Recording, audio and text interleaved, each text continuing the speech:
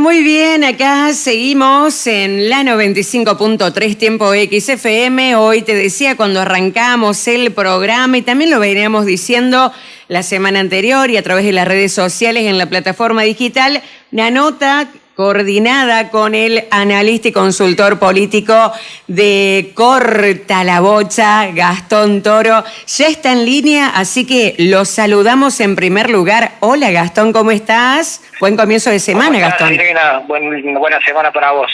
Sí, bueno, hoy me parece a mí que vamos a tener que arrancar desde lo internacional para llegar a lo nacional, porque sin lugar a dudas que una de las noticias más importantes tienen que ver con este balotaje en Francia, que Emmanuel Macron fue reelecto como presidente, con estas cifras, con el 56,5% de los votos, y ahora va a estar 5 años más, ¿sí? Así que acá la ultraderechista Marine Le Pen logró 43,5%, y la diferencia entre ambos fue mucho menor que hace 5 años atrás. Por eso decimos, ¿cómo lees estos números, estas cifras, Gastón? ¿Cómo las lees? Y en realidad lo que leen la mayoría es el triunfo de Macron, que obviamente es importante, pero inclusive el mismo Macron reconoce el malestar social que también está existiendo en Francia, porque que la ultraderecha en una segunda vuelta, primero que tenga una segunda vuelta, y que saque el 43% no es un dato menor, es un dato que llama la atención a toda la comunidad europea, a toda la clase política europea principalmente. Claro, y ya hace 5 años atrás Macron le había ganado a Le Pen en balotaje, pero con otra cifra, un poco más, era 66,1% de los votos, Gastón. Sí, pero tuvo una alta exposición también favorable a Macron, y así todo. A ver, que la ultraderecha saque el 43% es un dato muy llamativo, y más en el contexto de la guerra que está ocurriendo en Europa con el tema de Rusia y Ucrania. Es un dato que llama la atención y es preocupante para la clase política, y así tomó nota Macron, ¿no? En las declaraciones que hizo ayer. Claro, ahí estábamos viendo también algunos videos, leyendo las traducciones también, donde él plantea esta situación que tiene que tomar nota y tratar de ver a aquellos que no lo votaron, y sobre todo también el tema de la abstención, decía. Es que en realidad las sociedades, desde que comenzó la pandemia, en todas las elecciones que vienen ocurriendo en los casi más de 2 años, casi medio de que comenzó la pandemia, el comportamiento de la sociedad en el enojo sigue siendo similar, más allá de las ideologías, pero vota siempre lo que se llama el antivoto. Por ejemplo, en Chile votó la ultraizquierda, y eso no significa que el chileno es ahora de izquierda. En realidad la sociedad no estipula por ideología política, sino hace validar su voto. Es decir, en realidad los únicos que estipulan la cuestión ideológica es la clase política. Perfecto. Ahora, nosotros vivimos en un mundo globalizado, Gastón. Aquí en nuestro país, ¿cómo se lee esto? ¿Quién lo está leyendo? ¿Quién lo está interpretando, dándose cuenta de hacia dónde va el mundo? Y acá en Argentina, si Juntos por el Cambio no se convierte en una alternativa real y dirimen sus diferencias estratégicamente, lo ideal sería que la diriman este año y no el año que viene. La cuestión interna estoy hablando, digamos, fenómenos, entre comillas, sociales que aparecen como Milei pueden dar sorpresa. Es decir, hoy por hoy, Juntos por el Cambio, no, en realidad, si dirimen toda la diferencia de manera democrática, no, en una cuestión más que nada de organizar y de salir con un solo discurso hacia la sociedad, tienen, digamos, grandes chances de ser gobierno el año que viene. Si no, puede ocurrir como ocurrió en otros lugares del mundo, con, qué sé yo, hoy Pedro Castillo, el presidente de Perú, nadie lo pensaba hace un año atrás. Puede ocurrir eso con Milei también. Claro. Ahora voy a ir un poquito al Twitter. Al Twitter ahí lo tenemos a Alberto Fernández, al presidente, que dice: las y los franceses se expresaron claramente en favor del proyecto democrático de Emmanuel Macron. Frente a las voces estridentes de la extrema derecha, propagadoras del odio y del prejuicio, la fuerza tranquila de los demócratas vuelve a ser la mayoría política de Francia. ¿Cómo ves este mensaje? La verdad que yo últimamente trato de analizarlo poco, Fernández, porque es una contradicción permanente, tendría una contradicción permanente. Me parece que no, digamos, catalogar a la ultraderecha que no es democrática es un error, porque está jugando dentro de lo que es una cuestión de la democracia en una elección. No comparto en absoluto las declaraciones que hace casi desde que asumió Fernández a la fecha. Perfecto. Otro tema de actualidad. Vamos a venir acá concretamente porque siempre nos gusta ir hablando de los acontecimientos, a veces de temas profundos que nos permiten mirar hacia un horizonte y otras veces también a mediano plazo y otras veces en el corto plazo lo inmediato, lo que está ocurriendo. Otro de los temas es el A23, la marcha del campo, de quienes tienen disconformidad con distintos aspectos de las políticas socioeconómicas de este gobierno. ¿Cómo afecta, cómo recibe el gobierno nacional esta movilización, este reclamo, que no solamente del campo, sino de otros sectores, como decía, están disconformes con otros aspectos que en general son de las políticas socioeconómicas de este gobierno nacional, Gastón? Es que, en realidad, yo como consultor y analista, la cuestión discursiva del gobierno nacional superó todas, el imaginario mío, superó todo, digamos, lo que podés esperar en declaraciones de un gobierno nacional. En realidad, la marcha de piquetero no es criticada, pero marcha un sector productivo que hoy por hoy tendría que ser lo que el gobierno tendría que apuntalar, porque con el tema de la crisis es cuando más venta puede llegar a tener el sector del campo, que además es un sector productivo histórico de la República Argentina, y no aumentarle más impuestos. Creo que es una contradicción permanente. Por ejemplo, muchos campos que se han vendido y se ha comprado en Paraguay, por ejemplo, y están teniendo más renta en Paraguay que en Argentina.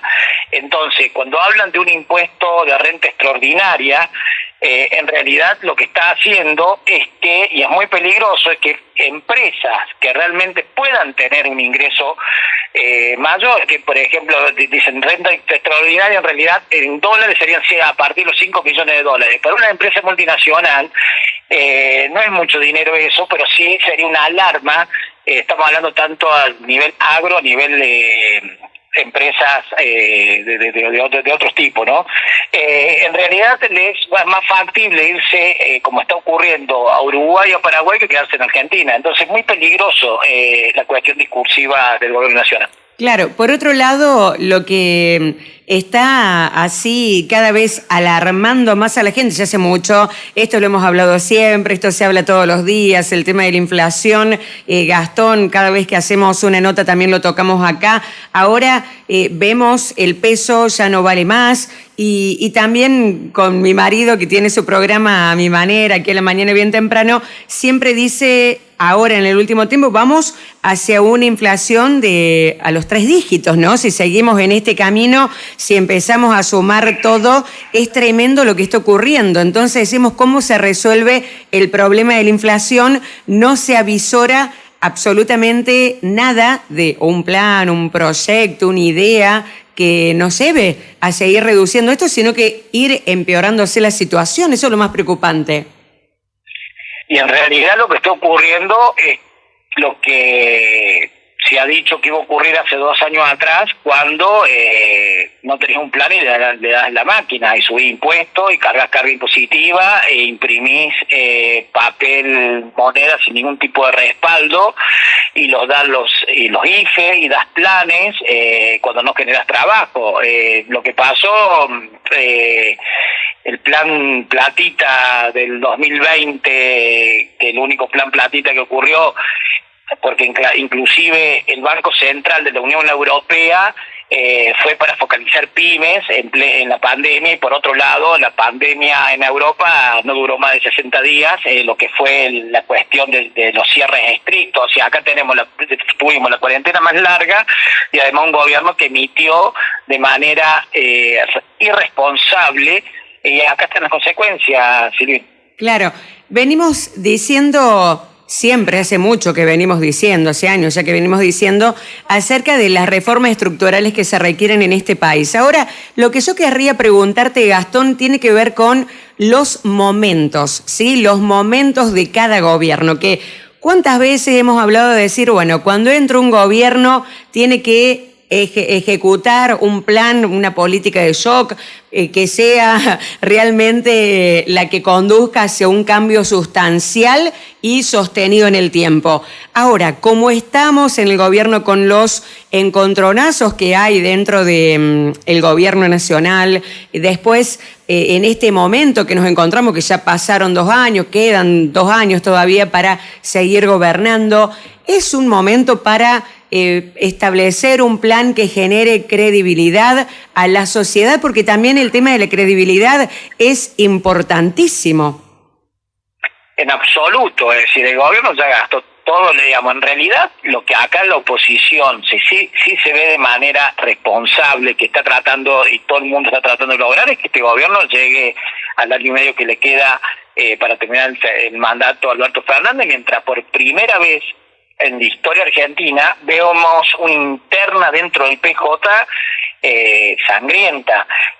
No tiene reacción ya para cambiar absolutamente nada, porque coincido con vos que para vos armar un plan económico, hacer un plan de gobierno, primero no podés hacer un plan de gobierno pasado la mitad de tu ciclo de gobierno, ¿se entiende? Es decir, Sí. no podés arrancar con el 65% de tu tiempo en el gobierno consumido y además estallado, porque si no tenés credibilidad, no solamente interna, sino además externa, es imposible.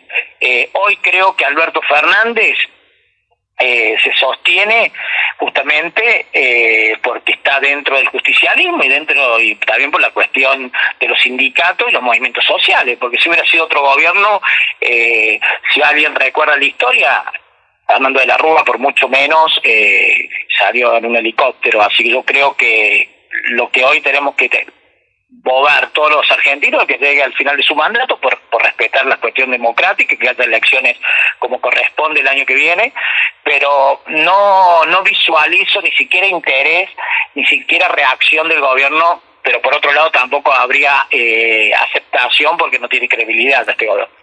¿Qué opinas del comportamiento de Cristina Fernández de Kirchner en relación al presidente? ¿Cómo ves hoy en día qué cambios del principio a la actualidad? Irresponsable, una actitud totalmente irresponsable, porque nos afecta a todos los argentinos. Dirimir una interna de manera sangrienta como se está dirimiendo es irresponsable, con un presidente que no tiene autoridad en absoluto, porque tiene la mitad del gabinete, cuando por ahí dentro del justicialismo nacional dice, no, este es el gobierno de Alberto Fernández. A ver, yo como consultor digo, no, a ver, muchachos, no. Más de la mitad del Gabinete Nacional está ocupado por gente de la Cámpora. Las cajas nacionales más importantes las maneja la Cámpora hoy. Así que ¿cómo evalúo el comportamiento de la vicepresidenta? Totalmente irresponsable y que, digamos, está focalizado en sus cuestiones personales, netamente. Perfecto. Quería preguntarte ahora, yendo un poco al tema de la oposición, ¿sí? Que siempre hablamos mucho de este fenómeno de Milei, que ha salido en diarios muy importantes a nivel internacional, que ya dicen, mirá si llegar a ingresar a un balotaje, ¿quién te dice qué sorpresa podríamos tener en Argentina el año que viene? Pero nunca te pregunto por Facundo Manes. ¿Qué opinas de Facundo Manes? No le veo, me parece un tibio y me parece que la política o digamos, el tipo de gobierno que se viene en Argentina está muy lejos de ser una persona gris, intermedia. Me parece que el gobierno que tome este desastre que está quedando de Argentina tiene que tomar políticas de fondo y la verdad no me convence me parece un buen neurólogo. Un neurocientífico, perfecto, quedó claro. Con respecto al tema de la oposición, ¿cuáles serían las figuras que te parecen que van ganando preponderancia? Sabemos que siempre va siguiendo lo que es la imagen o la intención de voto, ese tipo de aspectos que interesan muchísimo a la clase política. Algunos han crecido, otros se han desdibujado. ¿Qué ha pasado? Bueno, en realidad nosotros las primeras encuestas presenciales, nosotros arrancamos el próximo sábado con encuestas presenciales dentro de la provincia de Córdoba y bueno, ya nos frenamos hasta fin del año que viene. O sea que hoy estudios de campo, recién el próximo sábado vamos a empezar a trabajar. Intención de votos, yo no hago y más quedando más de un año, o sea, quien lo hace está vendiendo, digamos, una gran mentira dentro de lo que es la estadística y más con el humor social. Hoy hacer una intención de votos es muy alejado de la realidad. Sí, imagen que ya a partir de la semana que viene veremos cómo están los distintos referentes nacionales, pero yo creo que hoy está ganando, hay 3 actores a nivel nacional. Una sigue siendo Mauricio Macri. Para mí, una de las personas que está ganando mucho espacio es Patricia Bullrich. Creo que está ganando mayor espacio sobre Larreta. Y la otra persona, obviamente, es Milei. Claro. Mauricio Macri con Donald Trump. ¿Cómo leíste esa foto? Sí, digamos, me parece que el tema de la vinculación con Estados Unidos, digamos, me parece que una contradicción en la estrategia exterior también de Mauricio Macri, porque digamos, saca una foto con el expresidente de Estados Unidos, pero de pronto fue a un campeonato, a un mundial de cartas, digamos, la verdad es decir, no tiene una estrategia sólida Macri y con un discurso ambiguo inclusive hacia Córdoba. Por eso en lo que ocurrió en Villa Giardino, donde la UCR se desplantó y dijo de que hoy por hoy tienen que dejar de interceder en lo que es Córdoba algunos actores de Juntos por el Cambio, y eso fue dirigido a Mauricio Macri. Sí, no veo una estrategia clara a Macri. Creo que sí, un actor político importante, pero no tiene una estrategia clara ni exterior ni en Argentina, ¿no? Claro. Acá en Córdoba, ¿cómo ves Córdoba? También refiriéndonos al tema de las elecciones, ¿sí? Que en algún momento estamos, Schiaretti, De la Sota, ¿qué pasa? ¿Cómo ves el panorama de lo que se vendría? Y acá lo que pasa es que si Juntos por el Cambio, digamos, se organiza y dirime la cuestión interna también, este año yo creo que tiene importantes chances de quedarse con la provincia el año que viene. Si la UCR empieza con su cuestión de internas y le van a hacer el favor a Hacemos por Córdoba. Pero hoy creo que tiene mayor ventaja, que lo voy a ver a partir del próximo sábado que empezamos a medir imágenes, creo que Luis Juez. Luis Juez, o sea, ¿lo ves bien posicionado acá en Córdoba? Sí, para mí es el que mejor está posicionado. ¿Y de Hacemos por Córdoba?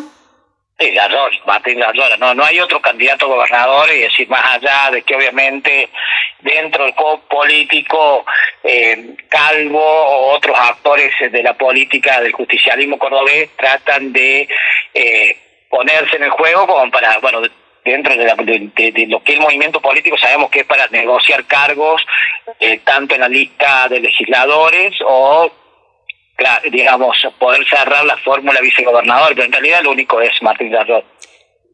Perfecto. Lo que pensaba ya como para entrar en el trámite final, ¿no? Una cosa que uno viene diciendo, el tema de la economía, el tema de la inflación, de que por ahí uno piensa, estaremos cerca de una hiperinflación, ya te asusta, te espanta. A veces decís, bueno, vamos a un stop en la mente, porque si no esto, la verdad que da peor que una película de terror, Pero decimos, las cifras de aquí en adelante pueden ser verdaderamente determinantes de hacia dónde van a ir las intenciones de voto. Por eso vos decías, Gastón, la intención de voto más cerquita de la fecha de las elecciones. Ahora, ¿cuándo irán a ser las elecciones? ¿Hay algo que se está palmando? Por ejemplo, a nivel nacional, en algún momento dicen, esto se podría adelantar. Si esto se adelanta, ¿a quién beneficia? ¿Da menos tiempo para que se organicen los competidores, las potenciales oposiciones? Digamos que a veces surgen otros partidos que no van con las aspiraciones de llegar al Ejecutivo, pero sí tienen otro tipo de aspiraciones desde el punto de vista legislativo. Me refiero porque algo que pasara así a nivel nacional podría repercutir en la provincia y después en el interior del interior. A ver, ¿qué puede pasar en Argentina de acá un año? Es complejo, la verdad que yo estoy totalmente superado, es decir, la realidad superó toda proyección de lo que puede ocurrir, está superado. La verdad que Alberto Fernández y Cristina Fernández superaron, y la oposición también, porque la verdad que no hemos tenido una oposición que este año ha sido bastante más responsable, pero la verdad una clase política que no está a la altura de sus ciudadanos en absoluto. ¿Qué puede pasar? Espero que no se adelanten las elecciones, porque eso significa que hay una crisis social importante en las calles. En caso de adelantarse, porque eso ocurriría con una hiperinflación, que no creo que ocurra. Sí, una inflación alta, que es distinto a la hiperinflación, son cosas distintas. Yo creo que no, que ya estamos a 2 meses del segundo semestre, o sea, ya está, una vez que se cruza junio, está más cerca el 23, o sea, no creo que se adelante de elecciones, salvo una cuestión social, ¿no? Que eso claro, saltaría con una crisis económica superior, con una hiperinflación a la que tenemos hoy. En Córdoba las elecciones, en realidad, si es por la ley provincial, tendría que ser, el límite son 6 meses antes, o sea, no tendría que ser antes del 11 de junio. Hay que ver si no meten mano, como hicieron en el 19 y la adelantaron a mayo. En realidad, si se cumple la ley provincial, Schiaretti no puede convocar antes del 11 de junio. Perfecto, esa sería la respuesta. Claro, porque también a nivel nacional escuchaba tiempo atrás que decían, a ver si alguna estrategia política podría surgir, es decir, nos conviene más ir anticipadamente, adelantar las elecciones a principios de año. Vuelvo a decir, y cada elección internacional, que inclusive el electorado tiene más años y más siglos de democracia que nosotros, se está monitoreando, es decir, a ver, pueden querer manipular todo lo que quieran manipular, pero en realidad la sociedad ya no se deja manipular y ya la sociedad está, y más acá en Argentina, agotada y cansada. Y hoy tenemos un gran responsable, que es el Gobierno Nacional, que es el Partido Justicialista, que está en el poder. Esa es la realidad, y yo tengo grandes clientes y grandes cuentas que ya empezamos a estructurar las campañas, que son del justicialismo de Córdoba, pero así todo, como analista, no puedo dejar de decir que acá, hay un partido y hay nombres y apellidos que son los responsables de lo que está ocurriendo, ¿no? Perfecto. Gastón, te quiero agradecer por tu tiempo, por esta nota muy interesante de escucharte, como siempre. No, gracias a vos y bueno, saludo a todos tus oyentes. Buena estrella, Gastón, buena estrella. Muy bien, hablamos con el analista y consultor político Gastón Toro, aquí en Tiempo X, Periodismo en Mayúsculas.